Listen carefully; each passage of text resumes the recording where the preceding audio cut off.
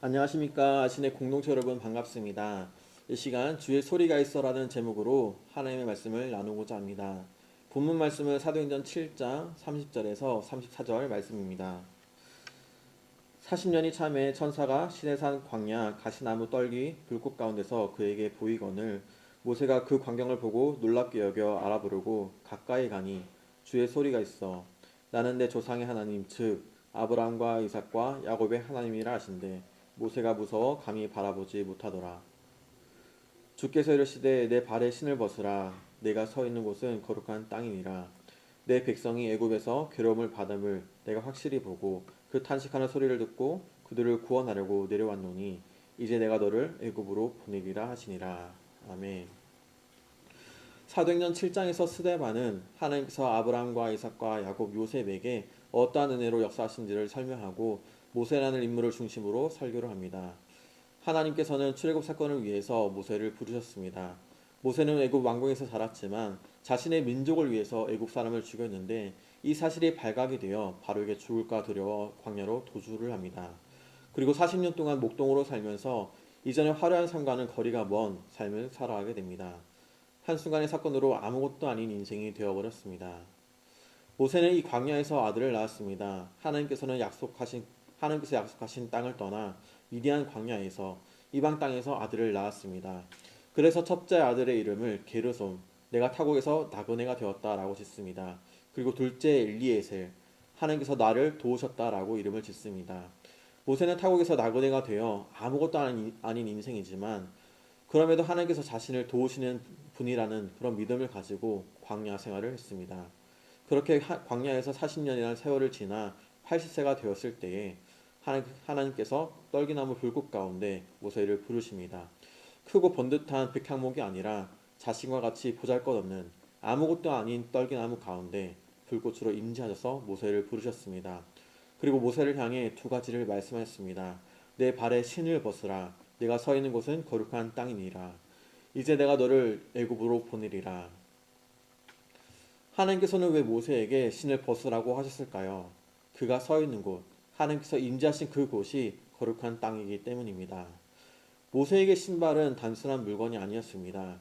광야를 다니며 의지하던 삶의 도구였고 그의 경험과 지식, 자기 의지와 생각을 상징하는 것이었습니다.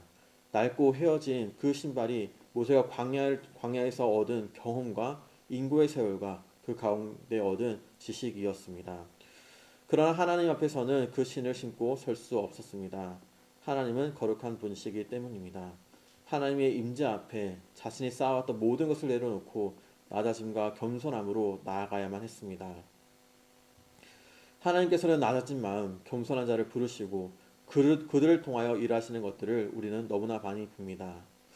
그렇다면 아신의 공동체 여러분, 우리도 하나님 앞에 나아갈 때 우리의 신발을 벗어야 합니다. 혹여나 우리도 하나님 앞에 나오면서 여전히 세상의 신을 신고 있지는 않으십니까? 내 경험, 내 자랑, 내 능력을 의지한 채 예배의 자리에 서 있지는 않으십니까? 하나님께서는 오늘 우리에게 말씀하십니다. 내 발에 신을 벗으라. 겸손히 내려놓을 때 우리는 하나님의 임재를 경험하게 될 것입니다.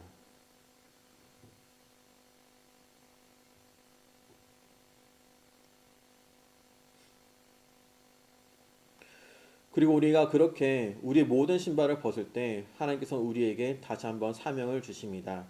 이것이 하나님께서 모세에게 신을 벗으라고 하신 두 번째 이유입니다.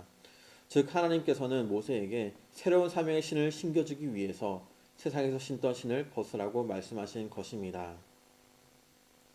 오늘 본문 34절에 보면 스데반 집사는 하나님께서 신을 벗어 맨발이 된 모세에게 비로소 당신의 백성들을 애굽에서 인도하라는 그런 사명을 주셨음을 증언합니다. 내 백성이 애굽에서 괴로움을 받음을 내가 확실히 보고 그 탄식하는 소리를 듣고 그들을 구원하려고 내려왔노니 이제 내가 너를 애굽으로 보내리라 하시니라. 내가 너를 애굽으로 보내리라. 하나님께서는 모세가 신을 벗고 맨발로 그 하나님의 존전 앞에 섰을 때에 마침내 그에게 사명을 주셨습니다. 하나님께서 이스라엘 백성들의 부르짖음을 들으시고 그들을 구원하시되 이제 사명자인 모세를 통하여 그 사역을 이루고자 하신 것입니다. 이때 출애굽기 말씀에 의하면 모세는 내가 누구이기에 바르게 가며 이스라엘 자손을 애굽에서 인도하여 내리이까라고 말합니다. 이 말을 가만히 생각해 보면 그제야 자신이 누구인지를 깨닫는 자의 대답이라는 것을 알 수 있습니다. 사람이 자기 자신을 잘 모를 때에는 나는 누구다, 나는 아무개다, 우리 집안은 이런 집안이다, 내가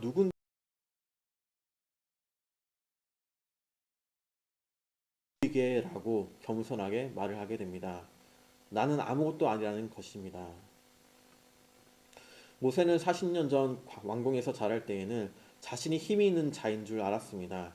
그러나 광야에서 40년을 보내면서 이제는 자신이 아무것도 아니라는 것을 알게 되었습니다. 그러기에 그는 고백합니다. 내가 누구이기에 그런 일을 감당할 수 있겠습니까? 자신은 그런 엄청난 일을 감당할 만한 그릇이 못 된다는 것입니다. 그런데 출애굽기 3장 12절 말씀에 보면 내가 누구이게 라고 말하는 그 모세에게 하나님께서는 내가 반드시 너와 함께 있으리라 라고 말씀하십니다. 여러분, 이 대답은 언뜻 보면 동문서답 같이 들립니다. 그러나 사실 이 얼마나 의미 있는 대답인지 모릅니다.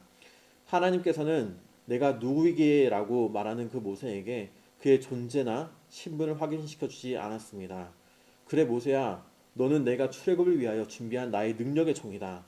너는 히브리인 중에 히브리인이다. 그렇게 말씀하지 않으셨습니다.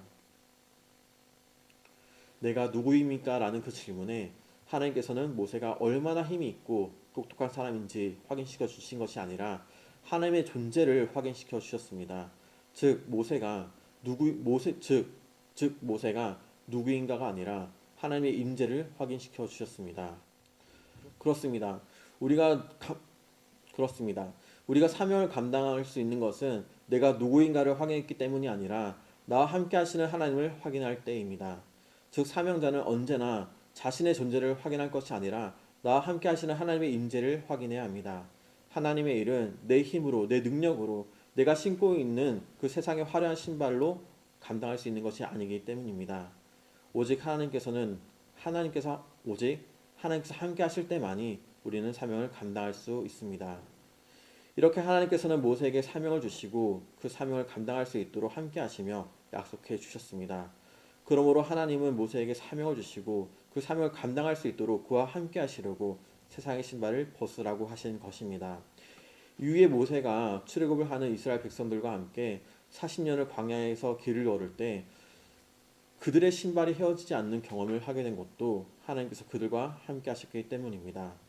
주께서 40년 동안 너희를 광야에서 인도하게 하셨거니와 너희 몸의 옷이 주께서 40년 동안 너희를 광야에서 인도하셨기 주께서 40년 동안 너희를 광야에서 인도하셨거니와 너의 몸의 옷이 낡아지지 아니하였으며 너의 발의 신이 헤어지지 아니하였으며 이 얼마나 놀라운 말씀입니까? 그들이 광야에서 40년을 지내는 동안에 하나님께서 함께 하셔서 그들의 옷이 낡아지지 아니하였고 그들의 신발이 헤어지지 아니하였다는 것입니다.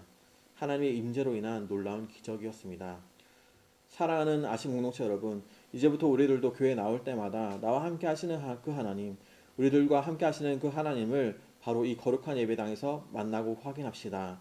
그래서 거룩하신 하나님께서 임재하시는 이 성전에서 주님께서 당신의 피 묻은 손으로 우리의 상하고 지친 심령을 어루만져 주시고 회복시켜 주시는 그 하나님의 임재를 경험하시기를 바랍니다.